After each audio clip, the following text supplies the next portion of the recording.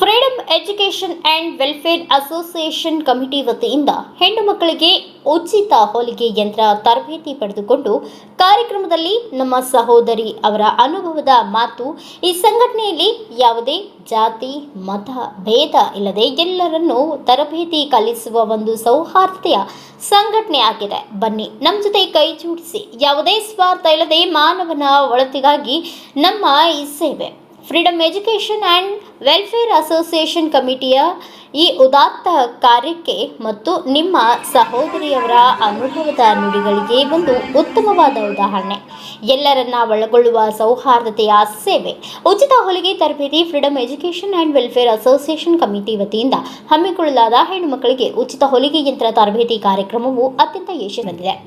ಈ ಕಾರ್ಯಕ್ರಮದಲ್ಲಿ ಭಾಗವಹಿಸಿ ತರಬೇತಿ ಪಡೆದ ನಮ್ಮ ಸಹೋದರಿಯೊಬ್ಬರಾದ ಶ್ರೀಮತಿ ಮುತ್ತುಜಾಬಿ ಕೊಡಗಲಿ ನಮ್ಮ ರಿಟೇಕ್ ತಮ್ಮ ಹೃದಯಾಳದ ಅನುಭವದ ಮಾತುಗಳನ್ನು ಹಂಚಿಕೊಂಡಿದ್ದಾರೆ. ಈ ಸಂಘಟನೆಯಲ್ಲಿ ಯಾವುದೇ ಜಾತಿ ಮತ ಭೇದ ಭಾವವಿಲ್ಲದೆ ಎಲ್ಲರನ್ನ ಸಮಾನವಾಗಿ ಕಂಡು ಪ್ರೀತಿಯಿಂದ ತರಬೇತಿ ನೀಡಲಾಗುತ್ತಿದೆ. ಇದು ಕೇವಲ ಕೌಶಲ್ಯ ಕಲಿಸುವ ಕೇಂದ್ರವಲ್ಲ, ನಿಜವಾದ ಸೌಹಾರ್ದತೆಯನ್ನು ಬಿತ್ತುವ ಒಂದು ಅದ್ಭುತ ಸಂಘಟನೆ. ಬನ್ನಿ ನಮ್ಮ ಜೊತೆ ಕೈ ಜೋಡಿಸಿ ಯಾವುದೇ ಸ್ವಾರ್ಥವಿಲ್ಲದೆ ಕೇವಲ ಮಾನವ ಕುಲದ ಒಳಿತಿಗಾಗಿ ಮತ್ತು ಸಮಾಜದ ಉದ್ಧಾರಕ್ಕಾಗಿ ನಮ್ಮ ಈ ಸೇವೆ ನಿರಂತರವಾಗಿ ಸಾಗುತ್ತಿದೆ. ಹೆಣ್ಣು ಮಕ್ಕಳ ಸ್ವಾವಲಂಬನೆ ಹಾಗೂ ಸಮಾಜದ ಪ್ರಗತಿಗೆ ಶ್ರಮಿಸುತ್ತಿರುವ ನಮ್ಮ ಈ ಪವಿತ್ರ ಕಾರ್ಯಕ್ಕೆ ನಿಮ್ಮ ಬೆಂಬಲ ಅತ್ಯಗತ್ಯ.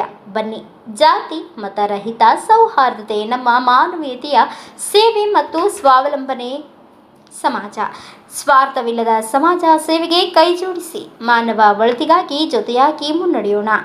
ಇಳಕಲ್ ಯೂತ್ಸ್ ಕಮಿಟಿಯ ಈ ಸಮಾಜಮುಖಿ ಕಾರ್ಯಕ್ರಮ ಒಂದು ವರ್ಷದಲ್ಲಿ 100ಕ್ಕಿಂತ ಹೆಚ್ಚು ಮಹಿಳೆಯರು ಇದರಿಂದ ಸದುಪಯೋಗವನ್ನು ಪಡೆದಿರುತ್ತಾರೆ. 2ನೇ ಬ್ಯಾಚ್ನ ಬೀಳ್ಕೊಡುಗೆ ಹಾಗೂ 3ನೇ ಬ್ಯಾಚ್ನ ಸ್ವಾಗತ ಕಾರ್ಯಕ್ರಮ ಆಗಿರುತ್ತದೆ. ಇದರ ಮುಖ್ಯ ಅತಿಥಿಯಾಗಿ ಮುರ್ತುಜಾ ಬಿ ಕೊಡಗಲಿ ಶಿಕ್ಷಕರು ಹಾಗೂ ಸಾಹಿತಿಗಳು ಹಾಗೂ ಇಳಕಲ್ ಮುಸ್ಲಿಂ ಸಮಾಜದ ಮುಖಂಡರು, ಇಳಕಲ್ ಯೂತ್ಸ್ ಕಮಿಟಿ ಅಧ್ಯಕ್ಷರಾದ ರಿಯಾಸ್ ಮುಲ್ಲಾ, ಉಪಾಧ್ಯಕ್ಷರಾದ ಅಮೀರ್ ಇಟಗಿ, ಸದಸ್ಯರಾದ ಹಸನ್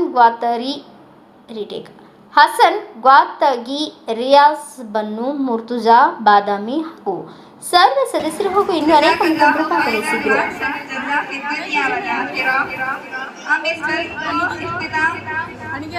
मजलिस से गफारा मजलिस की दुआ पढ़कर करेंगे। आप सब मेरे साथ जरा खामोशी का इख्तियार करें। आप सब मेरे साथ साथ इस दुआ को दोहराएं। सुभानक अल्लाहुम्मा वली हमदी। पास्ट में चलता होता है कई बात को कर लेते हैं।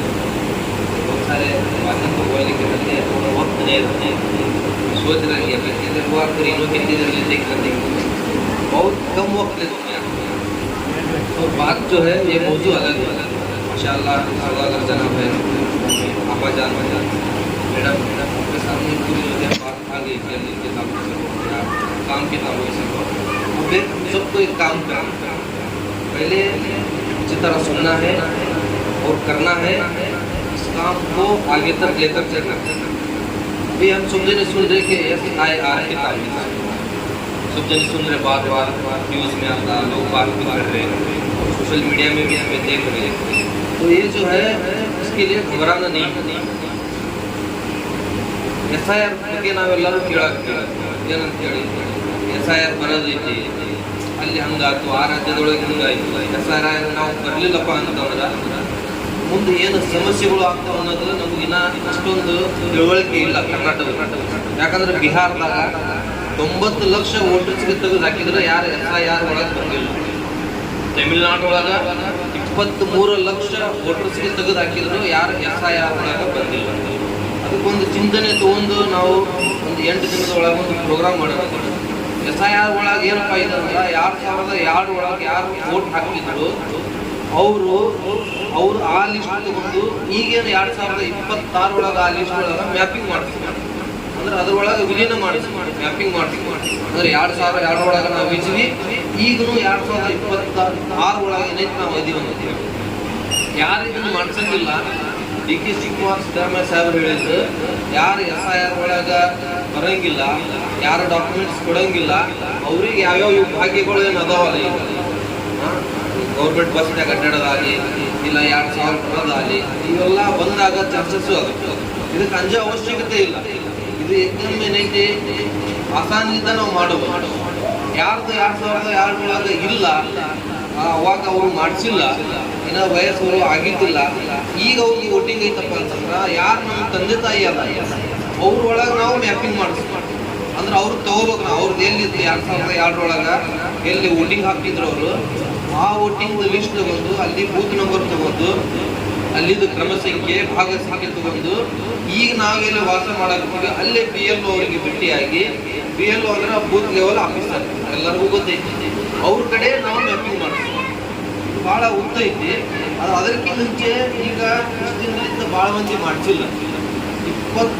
30ನೇ ತಾರೀಕಿಗೆ ಎಲ್ಲ BLO ಎಲ್ಲರ ಮನೆಗೆ ಅಡ್ಡಾಡೋದು. ಅವಾಗ ಮ್ಯಾಪಿಂಗ್ ಮಾಡ್ಸ್ಯಾರಿಲ್ಲ ನೋಡಿ.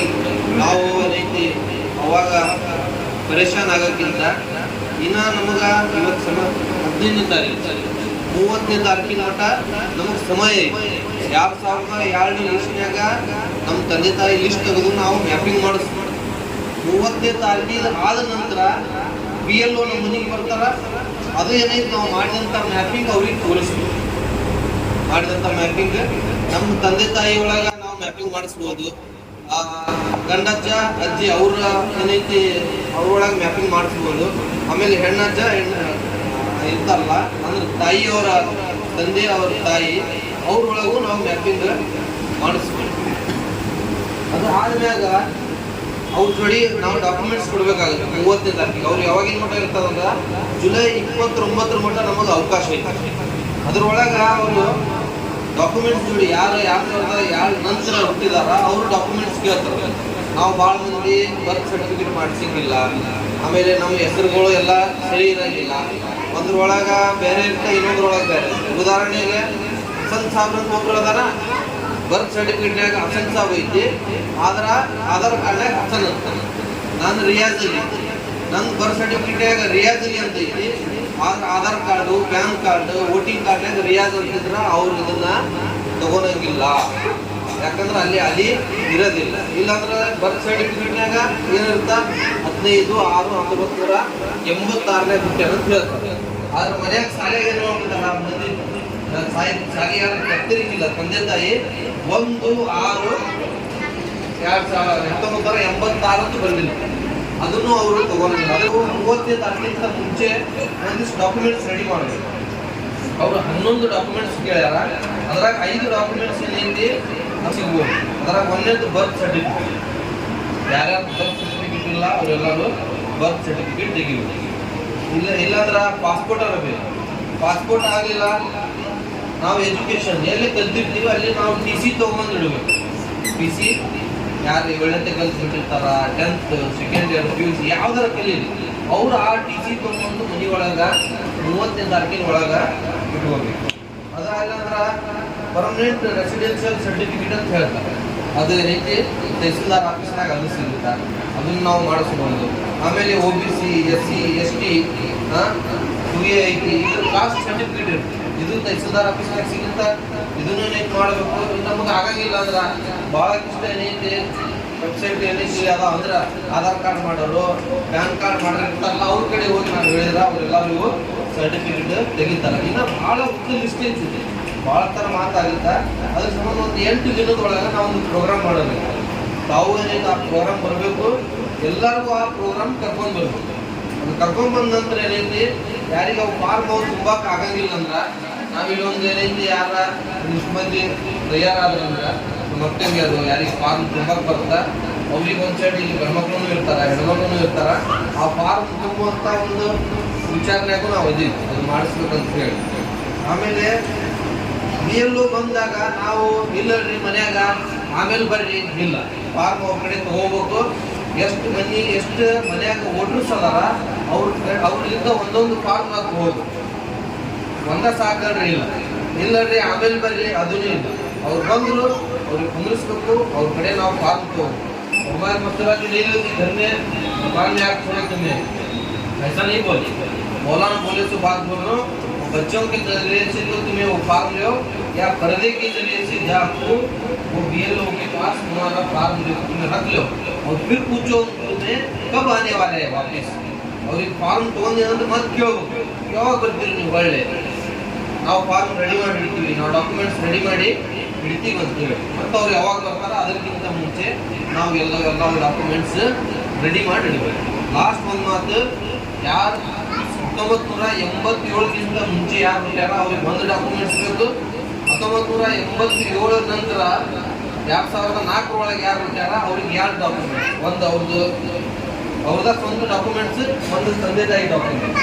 ಯಾರು 2004 ಹುಟ್ಟ್ಯಾರ ಅವ್ರದ್ದು ಒಂದು ಡಾಕ್ಯುಮೆಂಟ್ಸ್, ಅವ್ರ ನೋಡಿ ಅವ್ರ ತಂದೆ ತಾಯಿ ಇಬ್ಬರದು ಡಾಕ್ಯುಮೆಂಟ್ಸ್ ನಾವು ರೆಡಿ ಮಾಡಬೇಕು.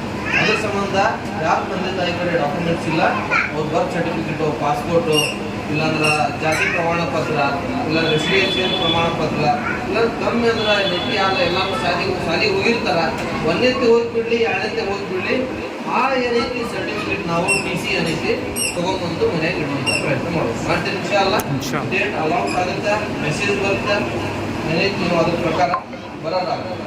ಆಮೇಲೆ ನೀವೆಲ್ಲ ತಮ್ಮ ಕೆಲಸಗಳನ್ನು ಬಿಟ್ಟು ಆ ಪ್ರಜಾಜ್ಞೆ ಆರಾಮ ಕೊಡೋಕ್ಕೆ ಅಂದರೆ ಎಷ್ಟೋ ಜನ ಕಲ್ತಂತ ಅದಾರ, ಲೆಕ್ಚರ್ಸ್ ಅದಾರ, ಸಾಧಕರದಾರೆ, ಎಲ್ಲರೂ ಬಿಟ್ಟು ಇವತ್ತು ನನಗೆ ಇನ್ವೈಟ್ ಮಾಡ್ಯಾರ ಅಂತಂದ್ರೆ just because of my literacy, ನನ್ನ ಶಿಕ್ಷಣ ಅಂತ ನಾನು ಭಾವಿಸ್ತೇನೆ.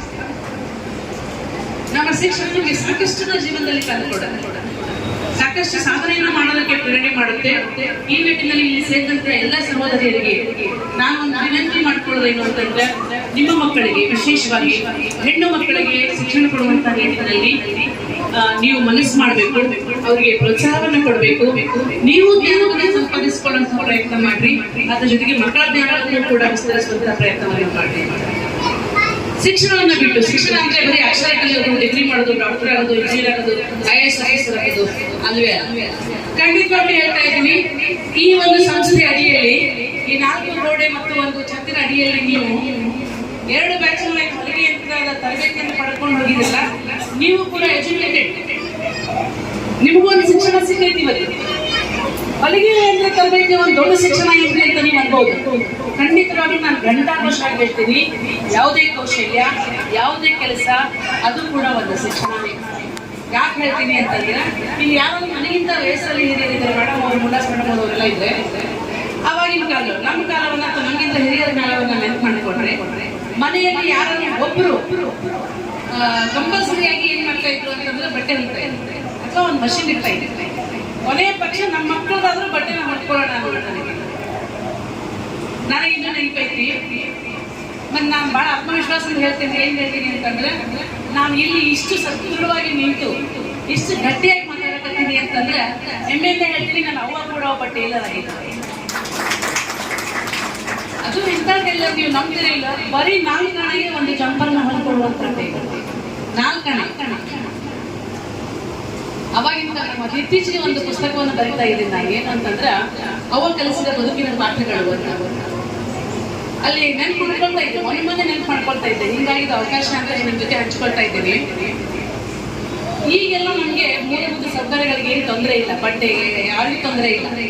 ಬಡತನದ ರೇಖೆಗಿಂತ ಕೆಳಗಿರುವ ಸಂಖ್ಯೆ ಬಹಳ ಕಡಿಮೆ ಇದೆ. ಕೆಲಸ ಮಾಡೋದಕ್ಕೂ ಕೂಡ ಸಾಕಷ್ಟು ಅವಕಾಶಗಳಿದಾವೆ. ನಮ್ಮ ಓಣಿಯಲ್ಲಿ ಸ್ವಲ್ಪ ಬಡವರು, ಸ್ವಲ್ಪ ಬಡ ನೇಕಾರರು ಜಾಸ್ತಿ ಇದ್ದಿದ್ದರಿಂದ ಅವಾಗೆಲ್ಲ ಸೀರೆ ಹರಿತಾ ಇತ್ತು. ಈಗ ನಾವೇನ್ ಮಾಡ್ತೀವಿ, ಬಟ್ಟೆ ಹರಿಯೋದಕ್ಕಿಂತ ಮುಂಚೆನೆ ಉಟ್ಕೊಂಡು ಬ್ಯಾಸಾತು ಅಂತ ಎಷ್ಟೋ ಹೋಗಿತೀವಿ ಸರ್. ಅವಾಗ ಹೆಂಗಿರ್ತಿತ್ತು ಅಂತಂದ್ರೆ, ಒಂದು ಸೀರೆ ಕಡೆಗೆ ಎಲ್ಲೋ ಹರಿದು ಅಂದ್ರೆ ನಮ್ಮವರ ಹೆಸರು ಮೆಹಬೂಬಿ ಅಂತ, ಮಾಬವ್ವ ಅಂತ ಕರ್ತಿದ್ರು. ಮಾಬವ್ವ ಇದು ಒಂದು ಸೀರೆ ಹರಿದು ಕೊಡ್ಬೇಕು ನೋಡ್ಬೇಕು ಅಂತ ಕರ್ತಿದ್ರು. ಸೀರೆ ಹರಿದೋದಂದ್ರೆ ಈಗಿನ ಜನ ಮಾಡಿದ್ರೆ ಗೊತ್ತಿರ್ಲಿಕ್ಕಿಲ್ಲ. ಇಲ್ಲಿ ಒಂದು ದೊಡ್ಡ ಸೀರೆ ಇಲ್ಲೆಲ್ಲೋ ಒಂದ್ ಕಡೆ ಹರಿತಂದ್ರ ಈ ಕಡೆ ಇಷ್ಟು ಕಟ್ ಮಾಡಿ ಹರಿದಂತ ಪಾಟನ್ನ ತೆಗೆದು ಹೋಗುದು, ಅದು 2ನ್ನ ಕೂಡಿಸಿ ಬಿಡಿಸಿದ್ರು. ವಾಪಸ್ ಹೋಗೋ ಮುಂದೆ ಅವ್ರು ನಮ್ಗೆ ಹೋಗಿ ಹೇಳುತ್ತಿದ್ರು, ಇನ್ನ 6 ತಿಂಗಳು ಚಿಂತಿಲ್ಲ ನೋಡುವ ಮಾಬವ್ವ. ಹರಿದ ಸೀರೆನ ಇನ್ನ 6 ತಿಂಗಳು ಹಾಕೊಂತಿದ್ರು. ಅದಕ್ಕಿಂತ ಹೊಲಿಗೆ ಅಂದ್ರೆ ಬಟ್ಟೆ ಹೊಲಿಯೋದ್ರ ಜೊತೆಗೆ ಬದುಕನ್ನು ಹೊಲಿಯುವಂತಹ ವಿದ್ಯೆ ಯಾವುದು ಅಂತಂದ್ರೆ ಹೊಲಿಗೆ ಅಂತ ಬೇಕು. ಯಾಕೆ ಬದುಕನ್ನು ಹೊಲಿಯುವುದು ಅಂತ ನಾನು ಹೇಳಕತ್ತೀನಿ ಅಂತಂದ್ರೆ, ಒಬ್ಬ ಬಡ ಹೆಣ್ಮಗಳು ಆ ಸೀರೆ ಅಂದ್ರೆ ಇನ್ನೊಂದು ಸೀರೆ ಇರಲ್ಲಕ್ಕಿಗೆ, ಬಟ್ ಹರಿದು ಹಚ್ಚೋದ್ರ ಮೂಲಕ 6 ತಿಂಗಳು ಆ ಸೀರೆ ಉಟ್ಕೊಂತಾಳ, 6 6 ತಿಂಗಳು ಆಕಿ ಬದುಕನ್ನು ಸರಿಸ್ತಾಳ ಅಂತಂದ್ರೆ ಅದು ಬದುಕನ್ನು ಹೊಲಿತಿತ್ತು. ಈ ಹೊಲಿಗೆ ಅನ್ನೋದು ಯಾವಾಗಲೂ ಇದೇನಂತಂದ್ರೆ ಈಗ ಬಿಸ್ನೆಸ್ ಅಂದ್ರೆ ಮಾತಾಡ್ತಿರ್ತೀವಿ, ಒಂದು ಕಾಲಕ್ಕೆ ನಡೀತೈತಿ, ಇನ್ನೊಂದು ಕಾಲಕ್ಕೆ ಬಂದ್ ಆಗುತ್ತೆ, ಬಿದ್ದೋಗುತ್ತೆ, ಲಾಸ್ ಆಗುತ್ತೆ, ಮಾರ್ಕೆಟಿಂಗ್ ಇಲ್ಲ, ಟ್ರೆಂಡ್ ಇಲ್ಲ. ಹೊಲಿಗೆ ಹಂಗಲ್ಲ. ಕೆಲವೊಂದು ವಿಧಗಳು, ಕೆಲವೊಂದು ಕೌಶಲ್ಯಗಳು ಹೆಂಗದವು ಅಂತಂದ್ರೆ ದೇ ರನ್ ಫಾರ್ ಎವರ್. ಸಮಾಜ ಬದಲಾಗುತ್ತೆ, ರೀತಿ ಬದಲಾಗುತ್ತೆ, ಎಲ್ಲವೂ ಬದಲಾಗುತ್ತೆ. ಬಟ್ ಆ ಕೌಶಲ್ಯ, ಆ ವಿದ್ಯೆ, ಆ ವೃತ್ತಿಗೆ ಮಾತ್ರ ಒಂದು ಜೀವಂತಿಕೆ ಇರುತ್ತೆ. ಹಂಗೆ ಜೀವಂತಿಕೆ ಇರುವಂತ ಒಂದು ವೃತ್ತಿ ಯಾವುದು ಅಂತಂದ್ರೆ ಇದು ಹೊಲಿಗೆ. ಅದಕ್ಕೆ 4 ಗಂಟೆಗೆ ಒಂದು ಜಂಪರು, 10 ಪೈಸೆ ತಗೊಂಡು ಒಂದು ಸೀರೆ ಹಚ್ಚಿ ಕೊಟ್ಟಂತ ನಮ್ಮವ್ವ ಎಷ್ಟೋ ಜನ ಬಡ ಹೆಣ್ಮಕ್ಳ ಬದುಕನ್ನ ಹೊಲಿತಿದ್ಲಲ್ಲ, ಇಷ್ಟು ಜನರನ್ನ ಬದುಕು ಹೊಲಿಯೋದಕ್ಕೆ ಸಿದ್ಧರಾಗಿ ಮಾಡಿಕೊಟ್ಟಂತ ಈ freedom educational and welfare association ಸಂಸ್ಥೆಗೆ ನಾನು ಮುಕ್ತವಾಗಿ ಮತ್ತು ಮನಸ್ಪೂರ್ವಕವಾಗಿ ಅಭಿನಂದನೆ ಸಲ್ಲಿಸೋದಕ್ಕೆ ಇಷ್ಟಪಡ್ತೀನಿ.